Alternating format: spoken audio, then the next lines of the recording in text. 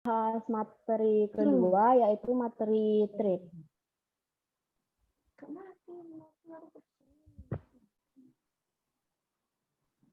Jadi, trade ini apa sih? Trade adalah unit data dari utilitas CPU. Di dalamnya itu terdapat ID trade, counter, register, dan stack yang saling berbagi dengan trade lain dalam proses yang sama.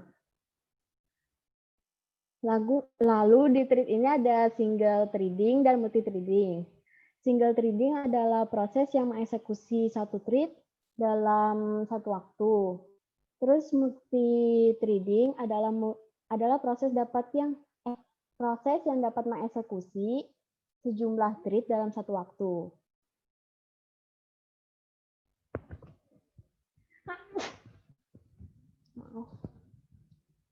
Lalu ada keuntungan multi threading, yaitu yang pertama responsif. Jadi multi threading ini mengizinkan program untuk terus berjalan walaupun pada bagian program tersebut diblok atau dalam keadaan perjalanan proses yang panjang. Terus ada ekonomis, yang ketiga ada pembagian sumber daya. Secara default, thread membagi memori dan sumber daya dari proses. Yang keempat ada pemberdayaan arsitektur multiprosesor, yang dimana setiap dapat berjalan secara paralel pada prosesor yang berbeda. Kerugian dari multithreading yaitu multiple thread bisa mengganggu satu sama lain saat berbagi hardware resource.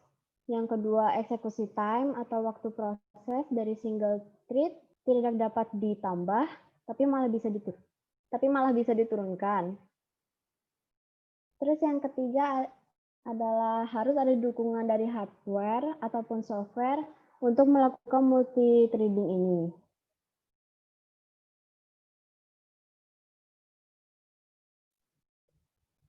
Lalu ada model-model threading. Jadi model threading itu ada dua, user threading dan kernel threading. Untuk user threading adalah thread yang pengaturannya dilakukan oleh pustaka thread pada tingkatan pengguna. Karena pustaka ini menyediakan fasilitas untuk pembuatan dan penjadwalan thread. Singkatnya dari user threading ini, pengelolaan thread dilakukan oleh user pengguna. Nah, selanjutnya ada thread kernel yang dilanjutkan oleh Nabila. Thread kernel, thread yang didukung langsung oleh kernel. Pembuatan, penjadwalan, dan manajemen thread dilakukan oleh kernel pada kernel space. Karena dilakukan oleh sistem operasi, proses pembuatannya akan lebih lambat jika dibandingkan dengan thread pengguna. Next. Adapun model-model multithreading yaitu ada 3, one-to-one, lalu many-to-one, many-to-many. Next. Yang akan kita bahas untuk yang pertama yaitu model multithreading one-to-one. Memetakan setiap thread tingkatan pengguna ke thread kernel. Kelebihannya yaitu menyediakan lebih banyak konkurensi dibandingkan model many-to-one. Adapun kelebihan yang lain yaitu model one-to-one lebih sinkron daripada model many-to-one karena mengizinkan thread lain untuk berjalan ketika suatu thread membuat pemblokingan terhadap sistem pemanggilan. Hal ini juga membuat multiple thread bisa berjalan secara paralel dalam multiprosesor. Adapun kekurangannya yaitu model ini sudah jarang digunakan karena menurunkan kinerja aplikasi. Next.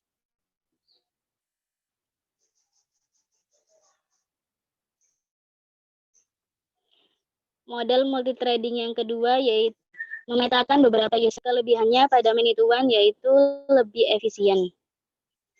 Adapun kelebihan yang lain, manajemen proses trading dilakukan oleh pengguna sehingga menjadi lebih efisien. Kekurangannya yaitu multithreading tidak dapat berjalan atau bekerja secara paralel pada multiprosesor. Karena hanya satu thread saja yang bisa mengakses kernel dalam satu waktu. Next. Model multithreading yang terakhir yaitu many to many. Memultiplex banyak user level thread ke kernel thread yang jumlahnya lebih kecil atau sama banyaknya dengan user level thread. Kelebihannya yaitu developer dapat membuat user thread sebanyak yang diperlukan. Dan ketika suatu thread menjalankan blocking system call, maka kernel dapat menjadwalkan thread lain untuk melakukan eksekusi. Adapun kekurangannya, developer dapat membuat user thread sebanyak mungkin, tetapi konkurensi tidak dapat diperoleh karena hanya satu thread yang dapat dijadwalkan oleh kernel. Lalu slide selanjutnya akan dijelaskan oleh Mbak Arafah. Thread cancellation atau pembatalan thread ialah pemberhentian thread sebelum tugasnya selesai. Misalnya, jika dalam program Java hendak mematikan JVM atau Java Virtual Machine, sebelum JVM dimatikan, maka seluruh thread yang berjalan harus dihentikan terlebih dahulu. Thread yang akan diberhentikan disebut sebagai target thread.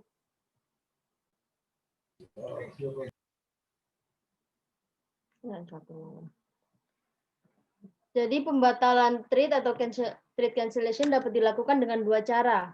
Yang pertama, asynchronous dan deferred.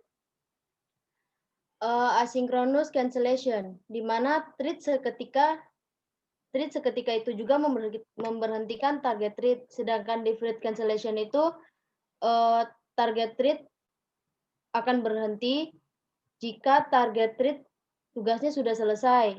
Jadi di deferred cancellation ini target thread bisa memberhentikan dirinya sendiri atau dia bisa berhenti secara berurut sesuai tugasnya.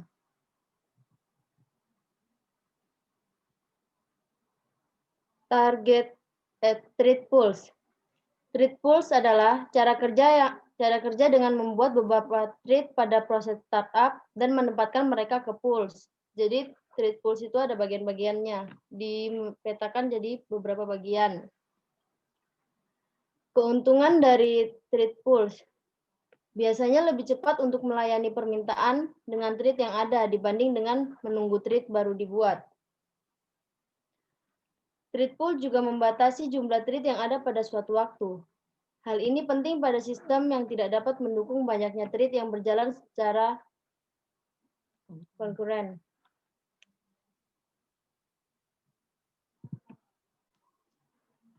Penjadwalan pada thread.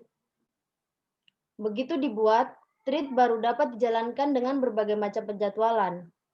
Kebijakan penjadwalanlah yang menentukan setiap proses, di mana proses tersebut akan ditaruh dalam daftar proses sesuai prioritasnya, dan bagaimana ia bergerak dalam daftar proses tersebut. Untuk menjadwalkan thread, sistem dengan model multithreading many to many atau many to one menggunakan yang pertama, PCS atau Process Contention Scope. Ya, dan yang kedua, SCS atau System Contention Scope.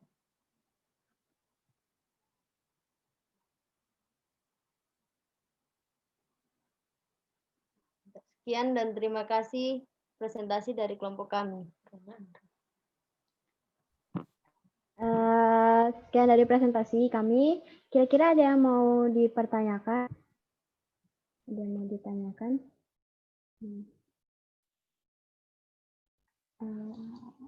Saya izin stop screen ya, Pak. Oke, silakan. Teman-teman. Iya, silakan kalau mau stop screen. Iya, teman-teman ada yang ditanyakan? Monggo, silakan.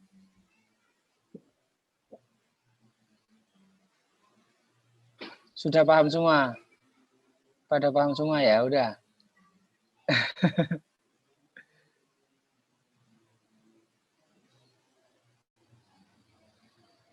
Halo, sudah pada paham semua teman-teman?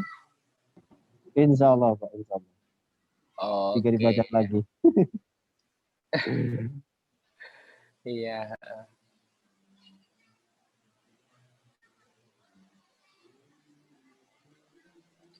Baik, udah nggak ada yang ditanyakan ya nih? Kalau nggak ada yang ditanyakan, saya mau kasih ini. Sebentar banget ya ini presentasinya ya.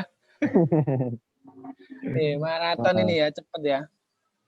Baik, karena memang trade ini merupakan bagian dari proses sebenarnya. Cuma di dalam bukunya si Silberkat ini, dia itu dijadikan chapter sendiri. Tapi pada dasarnya itu masih masuk di manajemen proses. Jadi subbabnya gitu. Oke, tak kasih ini aja ya.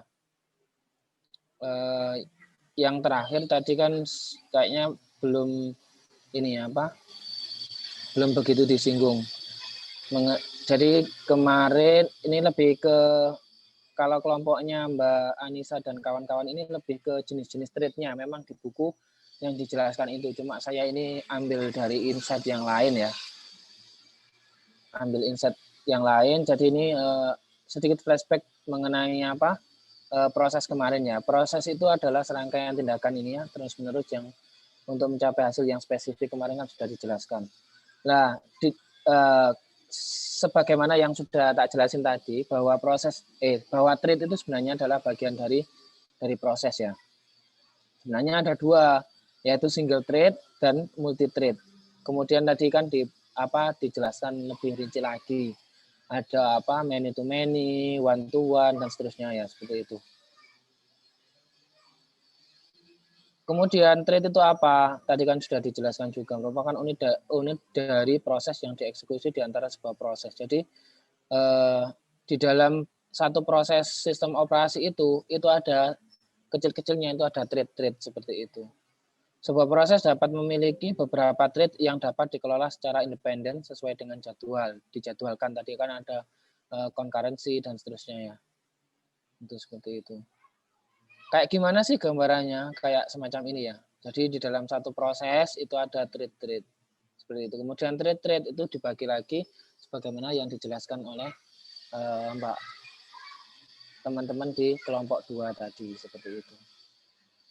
Kemudian ini, teman-teman kalau misalkan kepengen tahu realisasinya di dalam sistem operasi kita, salah satu contohnya ya ini yang sudah saya uji coba itu di Windows ya.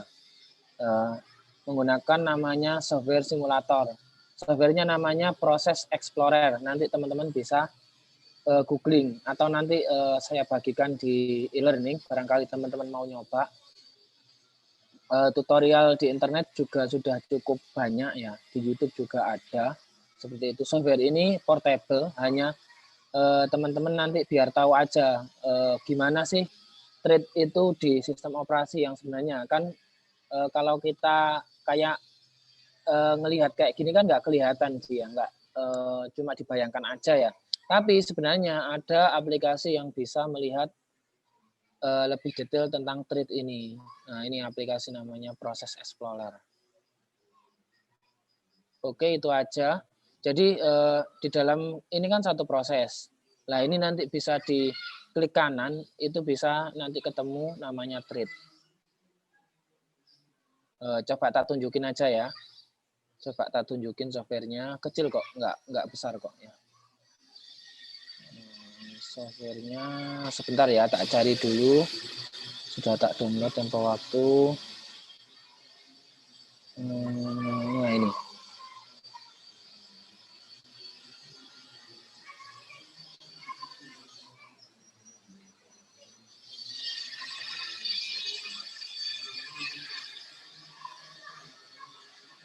Jadi sebenarnya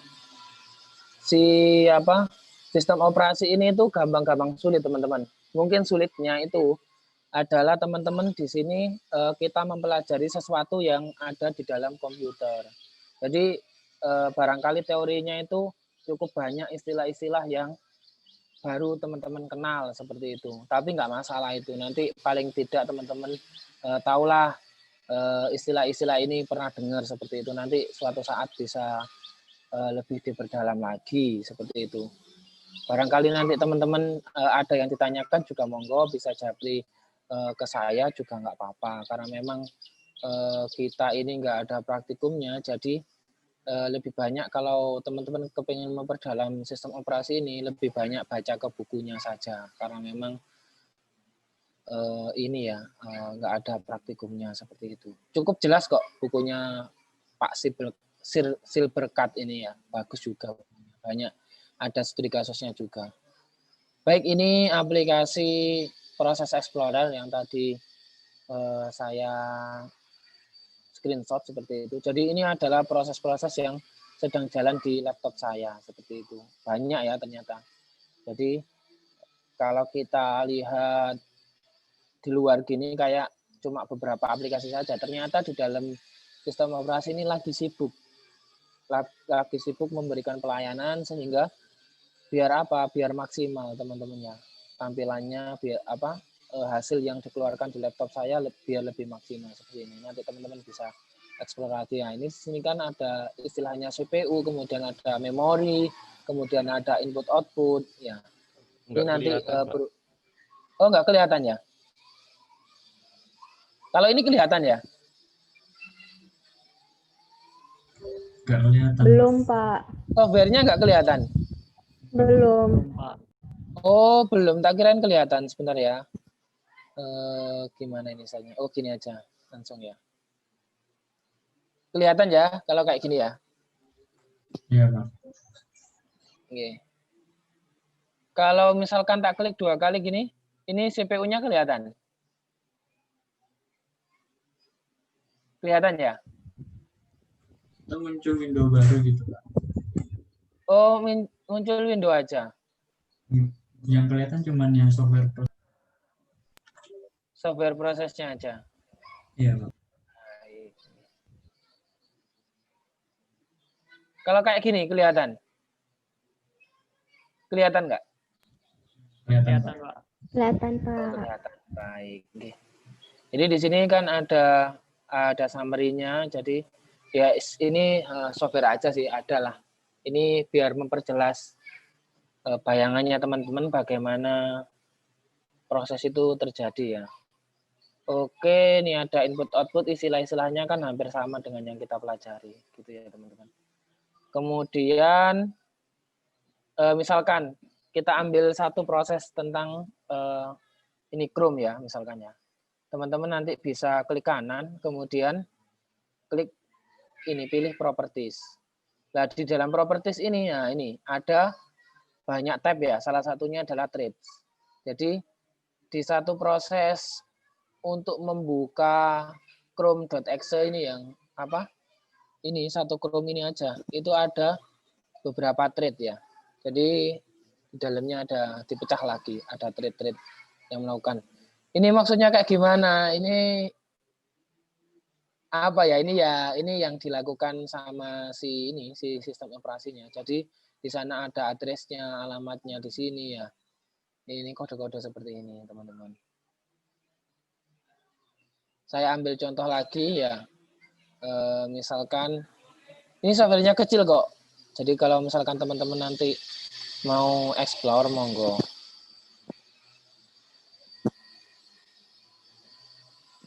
Apalagi ya, coba PPT. Coba yang PPT ini. Office.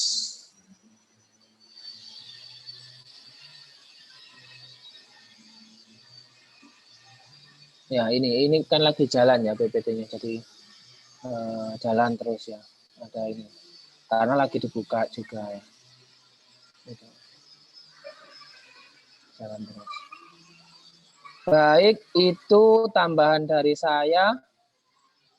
Apa masih ada yang perlu didiskusikan, teman-teman? Saya mau tanya, Pak. Oke, silakan Mbak Wiranti ya. Ya, ini Oke, silakan. kan PPT-nya ini ada kami tambahin gitu, Pak. Dikumpul ulang atau gimana ya, Pak? Oh, baik. Jadi gini, nanti teman-teman di week terakhir, ini kan belum tak tambahin. Nanti ada pengumpulan untuk final PPT ya. Jadi nanti silakan teman-teman perbaiki, nggak apa-apa ya. Seperti itu. Nanti ada pengumpulannya di week terakhir nanti ya, di final apa tugasnya, final PowerPoint-nya. Kalau nggak week 4, coba nanti week sebelum ya, week 14 atau 15 ya nanti tak bikinin apa pengumpulannya seperti itu. Oke, gitu. Ya, Pak. Gimana Makasih. Mbak Wiranti? Ya, makasih, Pak. Ya, sudah. Semua Oke, sama. anggota kan, Pak?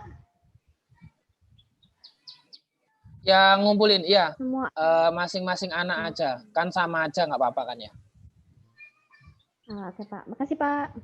Oke, sama-sama. Baik, ada yang ditanyakan lagi, teman-teman?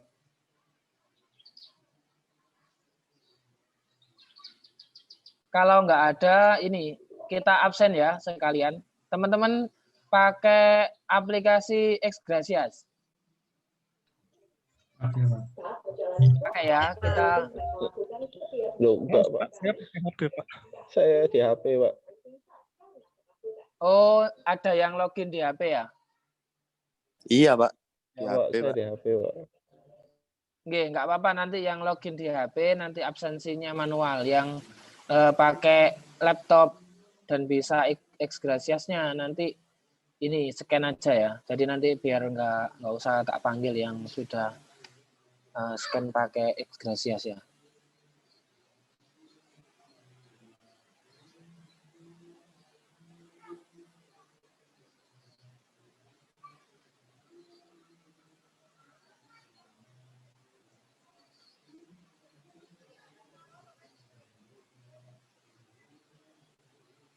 Baik, kita absen terlebih dahulu.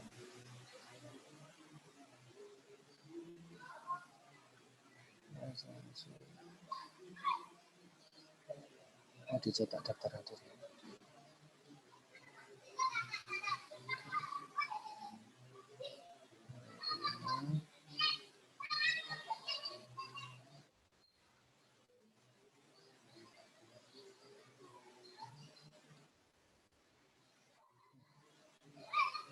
Silakan, sudah kelihatan ya QR code-nya ya.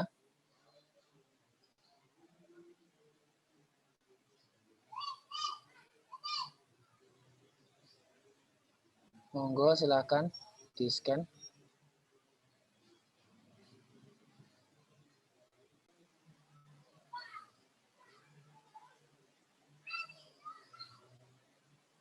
Baik.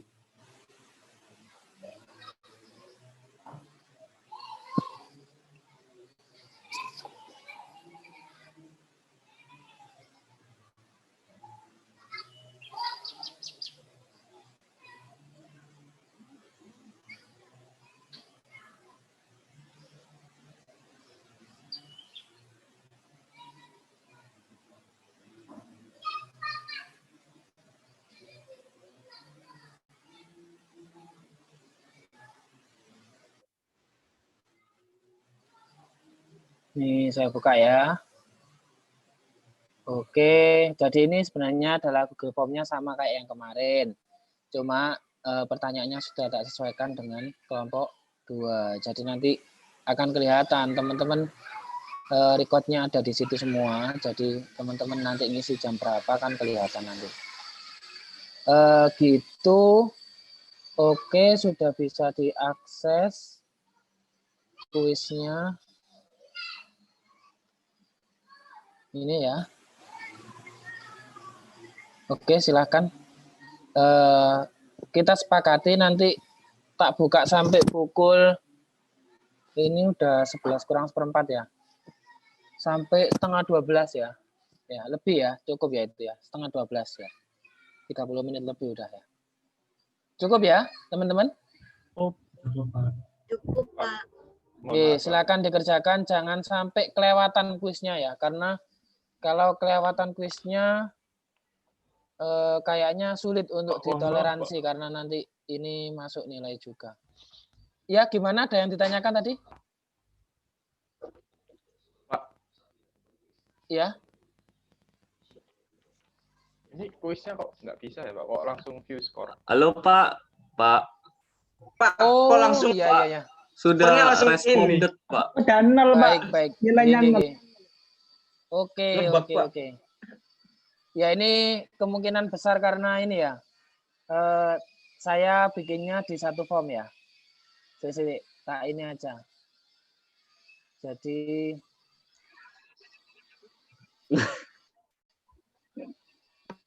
settingnya nggak pakai email ya berarti.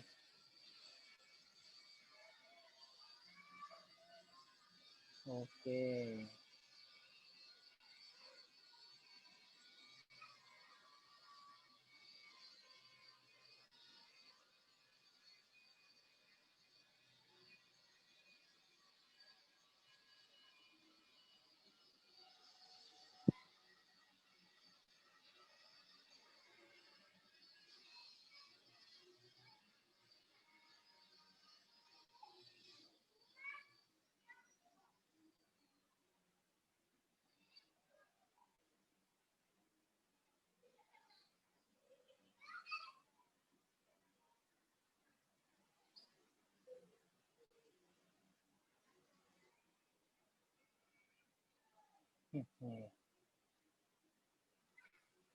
Oke, gini ya.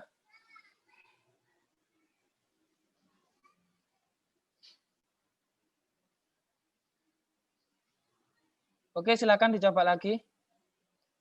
Untuk memastikan aja, jadi nanti sebelum diakhiri biar beres ya.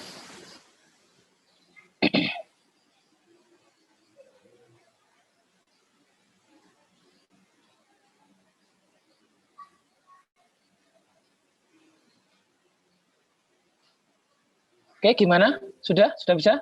Sudah, Pak. Aman ya? Mas Syarul, gimana Mas Syarul?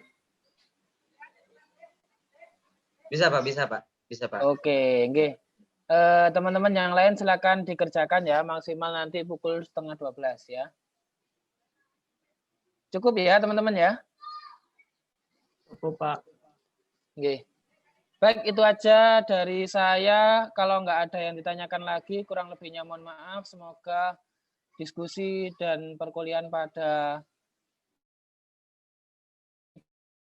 insight dan manfaat buat teman-teman. Semoga sukses selalu, jaga kesehatan karena hari Rabu, Kamis, Jumat ya itu cuti bersama. Jadi nanti tetap dijaga di rumahnya masing-masing, jaga protokol kesehatan, jangan sampai nanti liburan terus lupa ya kan seperti itu. 3 hari insya Allah kita libur Telkom cuti bersama gitu. Rabu, Kamis, Jumat ya Pak? Bukan Rabu, Jumat aja? Kamis kan tanggal merah ya. Kamis tanggal merah, kemudian Jumat dan Rabu sama Jumatnya cuti bersama. Iya benar. Siapa? Berarti mulai besok libur Pak ya? Rabu. Rabu besok kan Selasa Mas Yan ya. Oke. Baik, itu dari saya. Semoga bermanfaat. Kurang lebihnya mohon maaf. Wassalamualaikum warahmatullahi wabarakatuh. Semangat pagi. Waalaikumsalam warahmatullahi wabarakatuh. Pagi. Oke, jangan sampai lewat ya kuisnya ya. Saya titip. Iya, Pak. Teman-teman. Atau yang nggak libur, Pak. Oke. Terima kasih ya atas kehadirannya. Ya, Pak. Terima kasih, Pak. Terima kasih, Pak. Oke.